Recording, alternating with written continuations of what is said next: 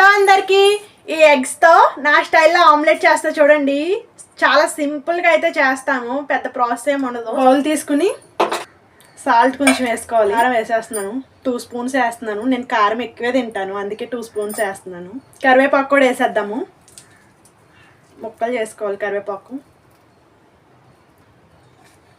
ఇందులో కరివేపాకు కూడా వేసేద్దాము.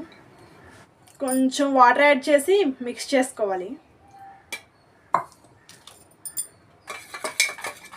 ఇప్పుడు ఇందులో ఎగ్స్ కూడా యాడ్ చేసేద్దాం.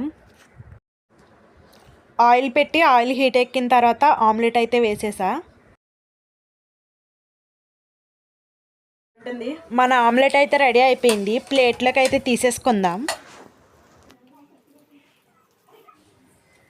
ఈ ఆమ్లెట్ ఒక ముక్క తీసుకుని అన్నంలో పెట్టుకుని తింటుంటే టేస్ట్ అయితే సూపర్ ఉంది.